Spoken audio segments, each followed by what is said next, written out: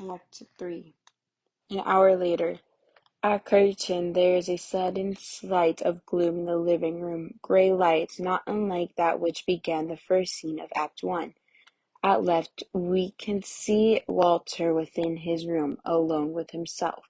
He is stretched out on the bed, his shirt out and open, his arms under his head. He does not smoke, he does not cry out. He merely lies there looking up at the ceiling, much as if he were alone in the world. In the living room, Benicia sits at the table, still surrounded by that now almost ominous packing crates. She sits looking off. We feel that this is a mood struck perhaps an hour before, and it lingers now, full of empty sound of profound disappointment. We see on a line from her brother's bedroom the sameness of their attitudes. Presently the bell rings, and Benicia raises without ambition or interest in answering.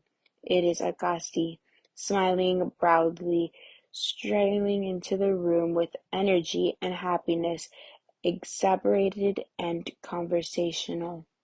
Agassi, I came over. I had some free time. I thought I might help with the packing. Ah, I like the look of the packing crates. A household in preparation for a journey. It depresses some people, but for me, it is another feeling. Something full of the flow of life. Do you understand? Movement, process. It makes me think of Africa. Africa? What kind of a mood is that? Have I told you how deeply you move me? He gave away the money, Agasti. Who gave away that money? The insurance money. My brother gave it away. Gave it away? He made an investment with a man even Travis wouldn't have trusted with his most worn-out marbles. And it's gone? Gone. I'm very sorry. And you now? Me? Me? Me? I'm nothing. Me. Well, I was very small. We used to take our sleds out in the winter time, and the only hills we had were the ice-covered stone steps of some houses down the street. And we used them to fill them in the snow and make them smooth and slide down them all day. And it was a very dangerous, far too steep.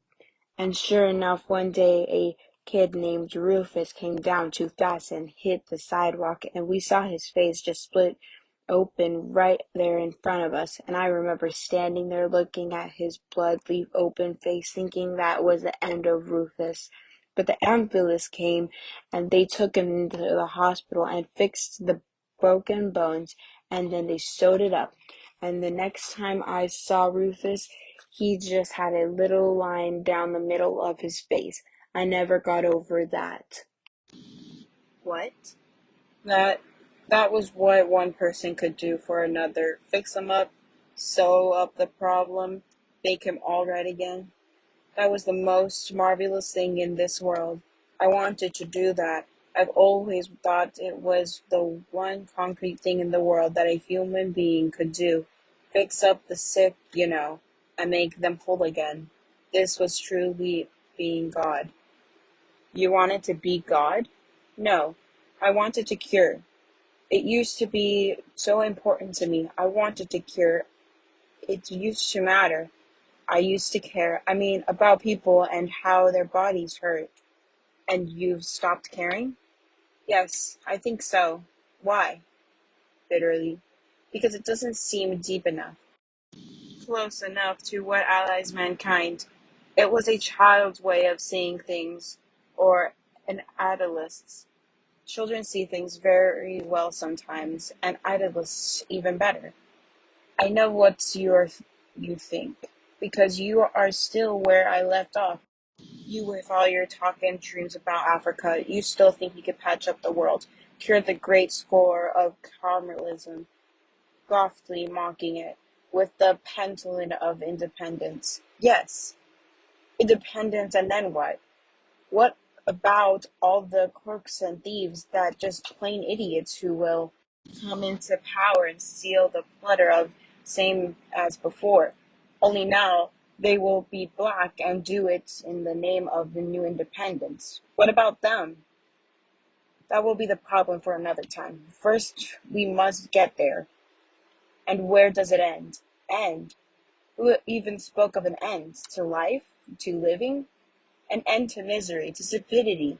Don't you see that there isn't a real progress? Agassi, there is only one large circle that we march in, around and around, each of us with our own little picture in front of us, our own little margin that we think is the future. That is the mistake. What?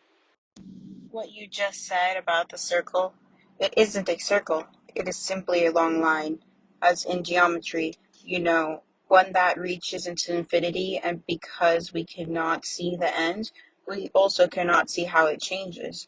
And it is very odd, but those who see the changes, who dream, who will not give up, are called idealists. And those who see only the circle, we call them the realists. Dusty, while I was sleeping in that bed in there, people went out and took the future right out of my hands. And nobody asked me, nobody consulted me. They just went out and changed my life. Was it your money? What? Was it your money he gave away? It belonged to all of us. But did you earn it? Would you have had it at all if your father had not died? No. Then isn't there something wrong in this house, in this world, where all dreams, good or bad, must depend on the death of a man? I never thought to see you like this, Agario, you. Your brother made a mistake, and you are grateful to him so that now you can give up the alien human race on account of it. You talk about what good is struggling, and good is everything. Where are all we going, and why are we brothering? And you cannot answer it, shouting over her. I live the answer. Pause. In my village at home, it is an exceptional man who can even read a newspaper, or whoever sees a book at all. I will go home, and much of what I have to say will seem strange to people of my village, but I will teach and work, and things will happen slowly and swiftly. At times, it will seem that nothing changes at all, and then, again, the sudden dramatic effects which make history leap into the future, and then quiet again. Retrogression even, guns, murder, revolution, and I even will have moments where I wonder if it quite was not better than all the death and hatred. But I will look at my village, at the inequality and disease and ignorance, and I will not wonder long. And perhaps I will be a great man. I mean, perhaps I will hold on to the substance of truth and find my ways always with the right course, and perhaps for it I will be brothered in my bed some night by the servants of empire. The Martin? He smiles. Or perhaps I shall live in a very old man, respected and esteemed in my own nature, and perhaps I shall hold office. And this is what I'm telling to tell you, Agario. Perhaps the things I believe now for my country will be wrong and outmoded, and I will not understand to do terrible things, to have things my way, or merely to keep my power. Don't you see that there will be a young man and woman, not British soldiers then, but my own black countrymen, I to step out of the shadows some evening and slit my then useless throat? Don't you see they have always been there, and they always will be, and that such a thing of my own death will be an advantage? Then, who might kill me even, actually republish all that I was? Oh, Agosti, I know all that. Good. Then stop mourning and groaning and tell me what you plan to do. Do? I have a bit of a suggestion. What? Rather quickly for him. That when it's all over, that you will come home with me. Staring at him and crossing away with expiration. Oh, Agassi, at this moment you decide to be romantic, quickly understanding the misunderstanding. My dear young creature of the New World, I do not mean across the city. I mean across the ocean, home, to Africa. Slowly understanding and turning to him with murmured amazement. To Africa? Yes, smiling and lifting his arm playfully. 300 years later, the African prince rose up out of the seas and swept the maiden back across the middle passage over which her ancestors had come, unable to play. To Nigeria? Nigeria, home. Come to her with gentle, romantic flippancy. I will show you our mountains and our stars, and I'll give you cold drinks from grounds and teach you the old songs and the ways of our people. And in time, we will pretend that, very softly, you have only been away for a day. Say that you'll come. He swings her around and takes her full in his arms in a kiss which proceeds to passion. Pulling away suddenly. You're getting me all mixed up. Why? Too many things have happened today. I must sit down and think. I don't know what I feel about anything right this minute. She probably sits up and props her chin on her fist. Charmed. All right, I shall leave you. No, don't get up, touching her gently, sweetly. Just sit a while and think. Never be afraid to sit a while and think. He goes to the door and looks at her. How often I have looked at you and said, ah, so this is what the new world has finally wrought. He exits. Benicio sits on alone. Presently, Walter enters from his room and starts to rummage through things, furiously looking for something. She looks up and turns to her seat, hissingly. Yes, just look at what the new world has brought. Just look. She gestures with bitter disgust. There he is, Monsieur le Prince Boris Noir himself. There he is, symbol of the rising class, emperor, titan of the system. Walter ignores her completely and continues frigidly and disruptingly looking for something and hurling things to the floor and tearing things out of their place in his search. Benicio ignores the excrescency of his actions, and goes on with the martillage of insult. Do you dream of yachts on Lake Michigan, brother? Did you see yourself on the great day sitting down at the conference table surrounded by all the mighty bald-headed men in America, all halted, riding breathless, waiting for your pronunciations on industry? Waiting for you, chairman of the board. Walter finds what he is looking for, a small piece of white paper, and pushes it in his pocket and puts on his coat and rushes out without her having looked at her. She shouts after him, I look at you and I see the final triumphant of stupidity in the world. The door slams and she returns to just sitting again. Ruth comes quickly out of Mamma's room. Who was that? Your husband. Where did he go? Who knows? Maybe he has an appointment at U.S. Steel. Anxiously, with frightened eyes. You didn't say nothing bad to him, did you? Bad? Say anything bad to him? No. I told him he was a sweet boy and full of dreams, and everything is strictly peachy keen, as the Oftanekin said. Mama enters from her bedroom. She's lost, vague, trying to catch hold, to make some sense of her former comrade of the world, but it still enjoys her. A sense of waste overwhelms her guilt. A measure of apology rises on her shoulder. She goes to her plan, which has remained on the table, looks at it, picks it up, and takes it to the window sill and sits it outside. And she stands and looks at it a long moment. Then she closes the window, straightens her back with effort, and turns around to her children. Well, ain't it a mess in here, though? A false cheerfulness, a beginning of something. I guess we all better stop moping around and get some work done. all this unpacking and everything we got to do. Ruth raises her head slowly in response to the sense of the line, and Benitria, in similar manner, turns very slowly to look at her mother. One of you all better call the moving people and tell 'em not to come. Tell 'em not to come. Of course, baby. Ain't no one need them coming all the way here and having to go back. They charge for that too. She sits down, fingers to her bow, thinking, Lord, ever since I was a little girl, I've always remembered people saying, Lena, Lena, Eggerstone, you aims too high all the time. You need to slow down and you need to see life a little more like this. Just slow down some.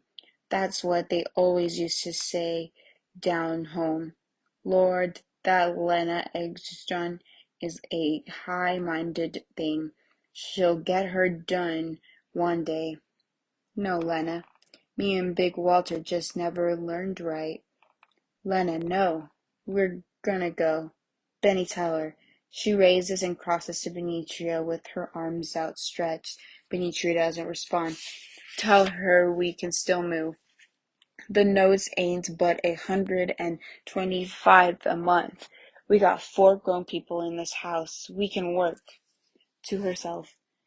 Just aims too high all the time. Turning and going to Mama fast, the words pouring out with urgency and description. Lena, I'll work 20 hours a day in all of the kitchens in Chicago. I'll strap my baby on my back if I have to and scrub the floors in America and wash all the streets in America if I have to. But we got to move. We got to get out of here. Mama reaches down absently and pats Ruth's hand. No, I see things differently now. Been thinking about some of the things we could do to fix this place up some.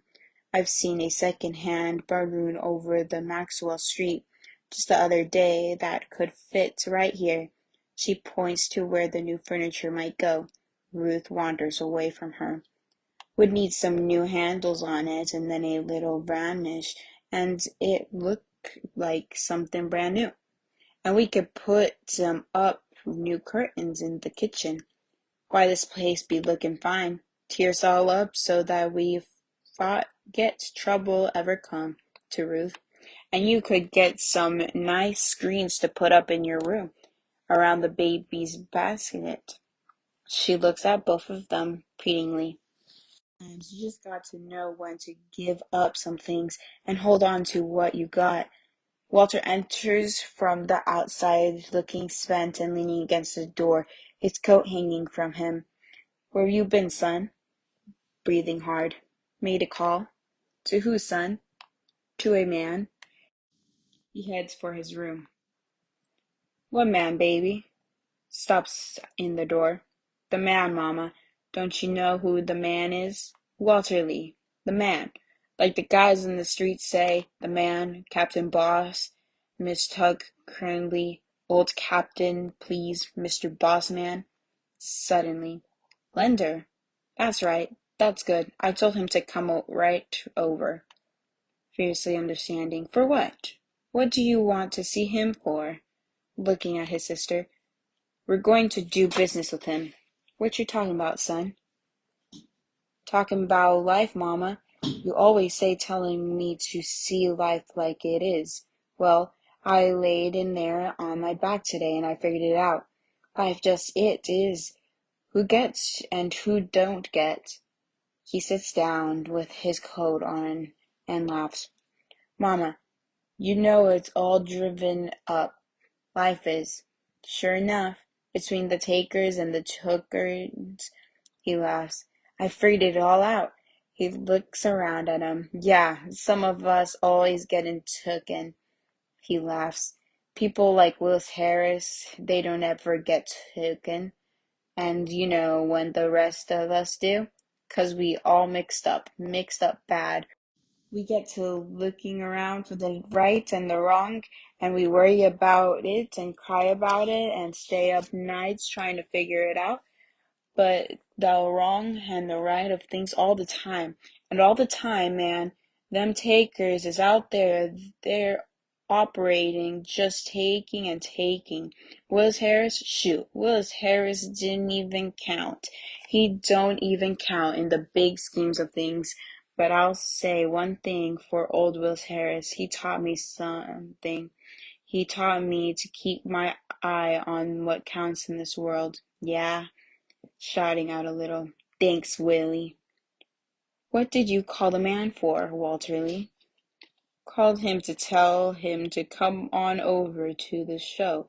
Gonna put on a show for the man, just what he wants to see. You see, Mama, the man came here today and he told us that them people out there where you want us to move, well, they're so upset they willing to pay us not to move. He laughs again. And and oh, Mama, you would have been proud the way me and Ruth and Benny acted. We told him to get out. Lord have mercy. We told the man to get out. Oh, we were some proud folks this afternoon. Yeah, he lights a cigarette. We were still full of that old time stuff. Coming towards him slowly. You talking about taking the people's money to keep us from moving in that house? I ain't just talking about it, baby. I'm telling you what's going to happen. Oh God, where is the bottom? Where is the real honest to God bottom so he can't go any further? See, that's the old stuff. You and that boy that was here today, you all want everyone to carry a flag and a spear and sing some marching songs, huh? You want to spend your life looking into things and trying to figure the right and the wrong part, huh? Yeah, you know what's gonna happen to that boy someday. He'll find himself sitting in a dungeon, locked up forever, and the takers will have the key. Forget it, baby. There ain't no causes. There ain't nothing but taking in this world, and who takes most is smartest, and it doesn't make a damn bit of difference how. You making something inside me cry, son. Something awful pain inside me.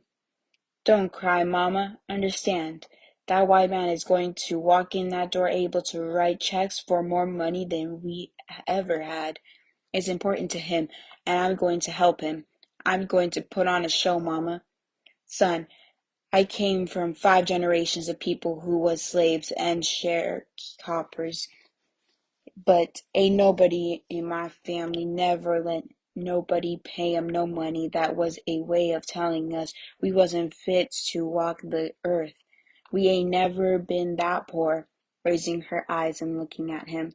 We ain't never been that dead inside. Well, we dead now. All the talk about dreams and sunlight that goes on in this house, it's all dead now. What's the matter with you all? I didn't make this world. It was give to me this way.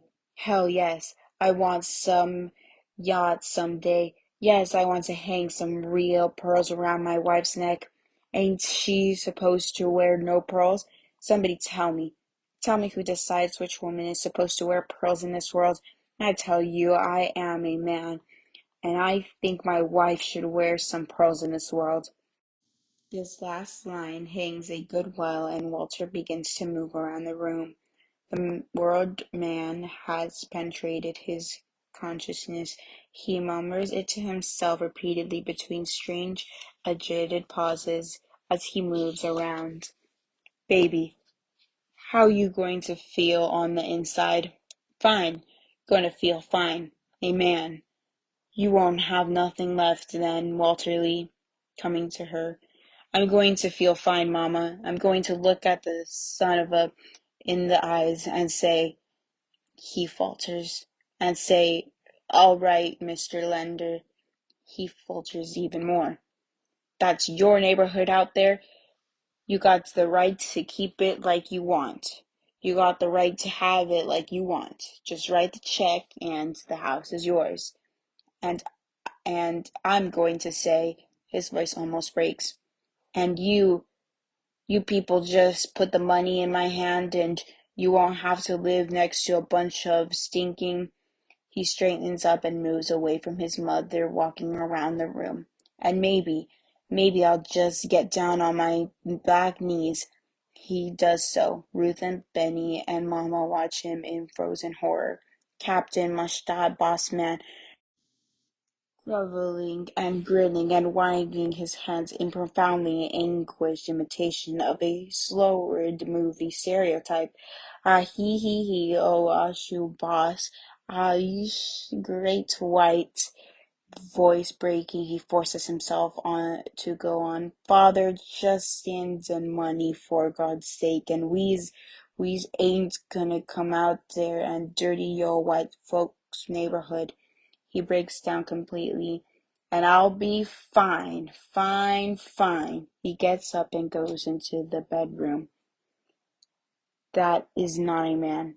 That is nothing but a toothless rat. Yes, death done come in this here house. She's nodding slowly, receptively. Done come walking in my house. On the lips of my children, you what's supposed to be my beginning again. You what's supposed to be my harvest, Benitra. You mourning your brother. He's no brother of mine. What you say? I said that the individual in that room is no brother of mine. Then what I thought you said. You feeling like you better than he is today? Benicio does not answer. Yes. What you tell him a minute ago, that he wasn't a man. Yes. You give him up for me. You done roach his island too, like the rest of this world. Well, well, who gave you the privilege? Be on my side for once. You saw what he just did, Mama. You saw him down on his knees, wasn't it?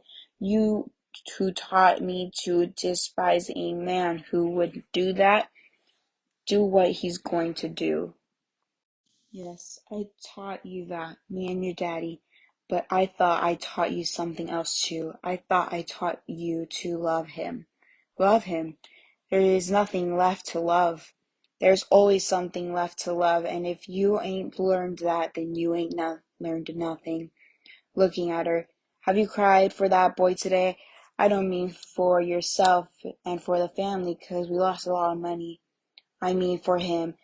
What's he been through and what he's done to him. Child, when do you think is the time to love somebody the most? When they done good and made things easy for everyone? Well then, you ain't there to learn nothing, because that ain't the time at all. It's when he's at his lowest and can't believe in himself 'cause the world done whips him so good. When you start measuring somebody, measure them right, child, measure him right. Make sure that you done taken into account what hills and valleys he come through before he got to whatever he is. Travis burst into the room at the end of the speech, leaving the door open. Grandma, the moving men are downstairs. The truck just pulled up.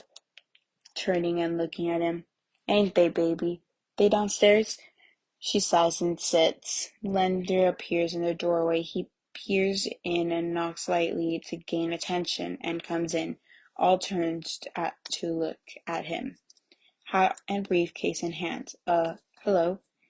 Ruth crosses machinely to the bedroom door and opens it and lets it swing open freely and slowly as the light comes up on Walter within, still in his coat, sitting at the far corner of the room.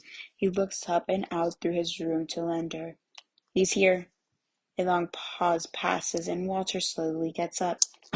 Coming to the table with efficiency, putting his briefcase on the table and starting to unfold papers and unscrew foundation pens.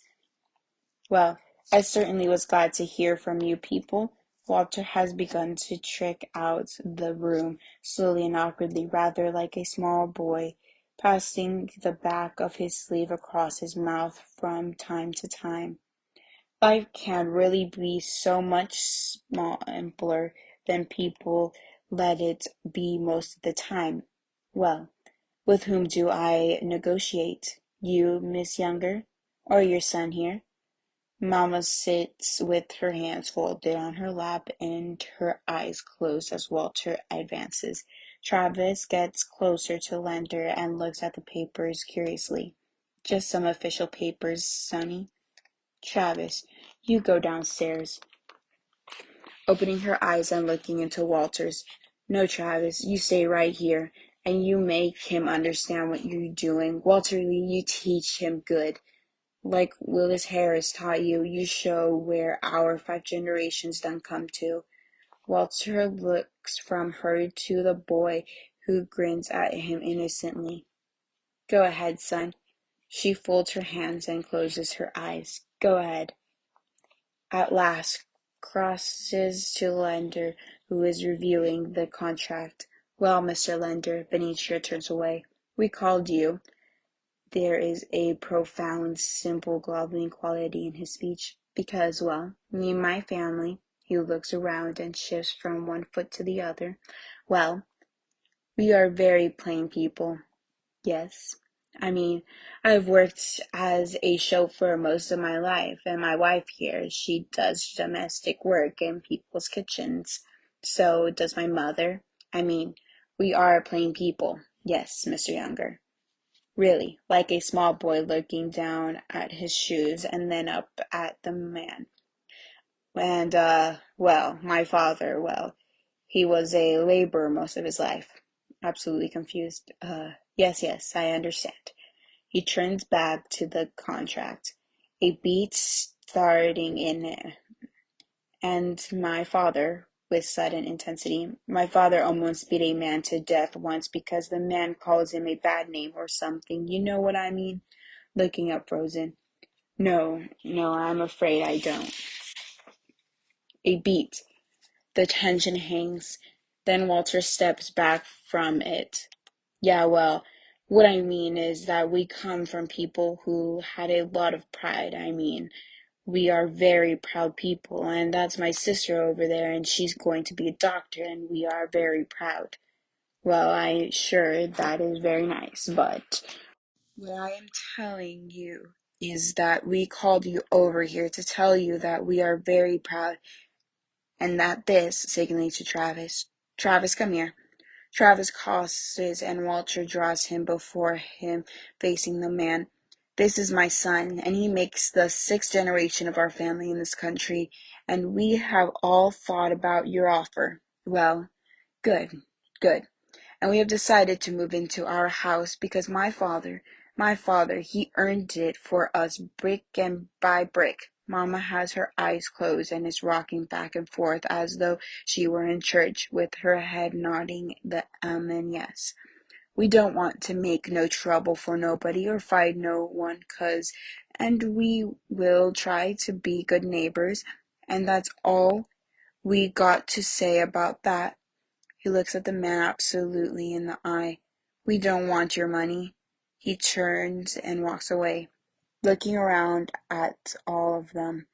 I take it, then, that you have decided to occupy. That's what the man said to Mamma in her reverence. Then I would like to appeal to you, Miss Younger. You are older and wiser and understand things better, I am sure. I am afraid you don't understand. My son said we were going to move, and there ain't nothing left for me to say. Briskly, you know how these young folks is nowadays, mister. Can't do a thing with 'em. As he opens his mouth, she raises, Goodbye, folding up his materials. Well, if you are that final about it, there's nothing left for me to say. He finishes, almost ignored by the family, who are constricting at Wycherley. At the door, Lender halts and looks around. I sure hope you people know what you're getting into. He shakes his head and exits, looking around and coming to life. Well, for God's sake, if the moving men are here, let's get the hell out of here. Into action. Ain't it the truth? Look at all this here mess. Ruth, put Travis' good jacket on him. Walter Lee, fix your tie and tuck your shirt in. You look like somebody's hoodlum. Lord have mercy, where is my plant? She flies to get it amidst a gentle bursting of family who are deliberately trying to ignore the nobility of the past moment. You all start on down. Travis, child, don't go empty-handed. Ruth, where did I put that box with my skillets in it? I want to be in charge of it myself. I'm going to make us the biggest dinner we've ever ate tonight. Benicia, what's the matter with them stockings? Put them things up, girl. The family starts to pile out as two moving men appear and begin to carry out the heavier pieces of furniture, bumping into the family as they move around. Mama, Agassi asked me to marry him today and go to Africa. In the middle of her getting ready actively. He did? You ain't old enough to marry nobody. Seeing the moving man lifting one of her chairs precautiously. Darling, that ain't no bear of cotton. Please handle it so we can sit in it again. I had the chair 25 years. The movers sigh with exasperation and go on with their work, girlishly and unreasonably trying to pursue the conversation. Go to Africa. Mama, be a doctor in Africa. Distracted. Yes, baby. Africa. What he want you to go to Africa for? To practice there. Girl, if you don't get all them silly ideas out of your head, you better marry yourself a man who's with some loot. Angrily prescribing as the first scene of the play. What have you got to do with who I marry? Pettily, I think George Mushden. George Mushden? I wouldn't marry him if I was Adam and I were Eve. Walter and Benicia go out yelling at each other viciously, and the anger is loud and real till their voices diminish. Ruth stands at the door and turns to Mama and smiles knowingly, fixing her hat at last. Yeah, they's something, all right, my children. Yeah, there's something. Let's go, Lena. Starting to look around the house. Yes, I'm coming, Ruth. Yes. Quietly, woman to woman. He finally came into his manhood today, didn't he? Kind of like a rainbow after the rain. Biting her lips, hence her own pride explode in front of Mama. Yes, Lena. Walter's voice calls for them registerly off stage. Y'all come on. There's people changing by the hour, you know. Waving Ruth out regularly. All right, honey, go on down. I'll be down directly. Ruth hesitates and exits. Mama stands at last alone in the living room, her plan on the table before her as the light starts to come down. She looks around at the walls and ceilings and suddenly, despite herself, while the children call below, a great heavy thing rises in her, and she puts her fist on her mouth and stifles it, takes a final desperate look, pulls her coat around her, puts her hat and goes out. The lights dims down, the door opens and she comes back in, grabs her plants and then out for the last time. Curtain.